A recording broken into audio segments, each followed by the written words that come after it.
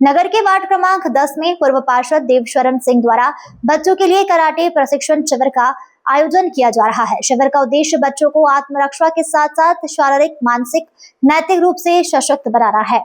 प्रशिक्षण में बड़ी संख्या में बच्चे उत्साहपूर्वक भाग ले रहे हैं। देवशरण सिंह ने बताया कि कराटे केवल आत्मरक्षा की कला नहीं बल्कि बच्चों के सर्वांगीण विकास का प्रभावी माध्यम है। नियमित अभ्यास से बच्चों का स्वास्थ्य बेहतर होता है, शरीर में लचीलापन आता है तथा संतुलन और स्टेमिना में वृद्धि होती है। उन्होंने कहा कि वर्तमान डिजिटल युग में बच्चे मोबाइल और अन्य गैजेट्स पर अधिक समय बिताते हैं। ऐसे में कराटे उन्हें शारीरिक रूप से सक्रिय रखने और स्वस्थ जीवन शैली अपनाने के लिए प्रेरित करता है। इससे मोटापे जैसी समस्याओं से भी बचाव होता है। प्रशिक्षण के दौरान बच्चे, विशेषकर बालिकाओं को आत्मरक्षा के गुण सिखाए जा रहे हैं। साथ ही अनुशासन, सम्मान, आत्मनियंत्रण और आत्मविश्वास विकसित करने पर भी विशेष ध्यान दिया जा रहा है। देवशरण सिंह ने कहा कि कराटे बच्चों में एकाग्रता, आत्मविश्वास और मानसिक मजबूती विकसित करता है। उन्होंने अधिक से अधिक बच्चों से इस प्रशिक्षण में जुड़कर स्वस्थ, आत्मनिर्भरता और अनुशासन नागरिक बनने की अपील की है। कराटे जीवन के लिए, आत्मरक्षा के लिए कितनी महत्वपूर्ण है, थोड़ा सा बताएंगे आप? कराटे जीवन के लिए उतना ही महत्वपूर्ण है जितना हमारे शरीर के लिए भोजन आवश्यक है। कुछ लोग इसे हिंसा के तौर पे देखते हैं, तो क्या ये हिंसक बनाता है या आत्मरक्षा के लिए मजबूत बनाता है? ये बिल्कुल हिंसक नहीं, बिल्कुल सात्विक तरीके से मार्शल आर्ट सीखा जाता है, सात्विक बनाता है, लेकिन आवश्यकता पड़ने पे उसे हिंसक बनना पड़ता है। लगभग किस उम्र के बच्चे कराटे सीखना शुरू कर सकते हैं? 5 साल से लेकर के उधर 40 साल तक बच्चे जो है बहुत आसानी से मार्शल आर्ट सीख सकते हैं। कितने चरण होते हैं इस कराटे के?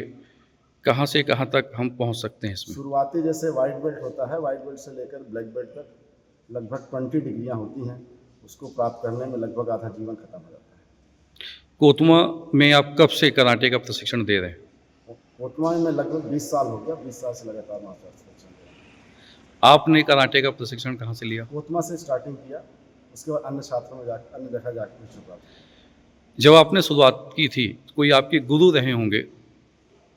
अजय प्रताप सिंह धनपुरी से आए थे कोतमा में, फुल कॉन्टैक्ट कराटे के रूप में मार्शल आर्ट सिखाते थे। पहले कराटे खेल में नहीं था शामिल, बाद में खेल में शामिल हो गया। अजय प्रताप सिंह अजय प्रताप सिंह किसी विद्यालय में? नहीं, वो डायरेक्ट कोतमा आए थे, इन्हीं के माध्यम से। उत्तम कुमार जायसवाल हैं, उनके माध्यम से आए थे। आपके साथ अन्य लोगों ने भी कराटे सीखा होगा कोतमा के? कम से कम है 1000 लोग। लेकिन आपने ही ये क्यों चुना कि मुझे बच्चों को प्रशिक्षित करना चाहिए?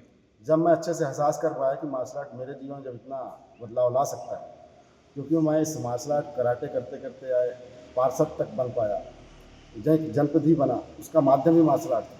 तो मुझे लगा कि ये जीवन में हर किसी व्यक्ति के साथ जो है काम आ सकता है। केवल मार्शल लड़ाई का साधन नहीं है, मार्शल आर्ट एक अच्छे इंसान बनने का साधन है। आप लोगों को क्या संदेश देंगे? बच्चों को कराटे से जुड़ें, इसके लिए एक संदेश आप दें। मैं तो इतना ही संदेश दूंगा, कोतमा नगर ही नहीं पूरे देश को, कि आज का जो समय चल रहा है, जो दौर चल रहा है, हिंसक दौर चल रहा है, और सभी अभिभावकों से निवेदन करूंगा अपने बेटियों को मार्शल आर्ट ज़रूर सिखाएं। उनको सेल्फ डिफेंस बनाना ही पड़ेगा आपको, नहीं तो आप लगातार न्यूज़ चैनलों के माध्यम से पूरे देश में देख रहे हैं कि बेटियों के साथ क्या हो रहा है। बेटियों के साथ नहीं, अच्छे बेटों के साथ, जो अच्छे रास्ते बच्चे उन बेटों के साथ भी अत्याचार हो रहा है। तो बेटियों के साथ साथ बेटों को भी मार्शल आर्ट सिखाना अति आवश्यक है। जी, धन्यवाद।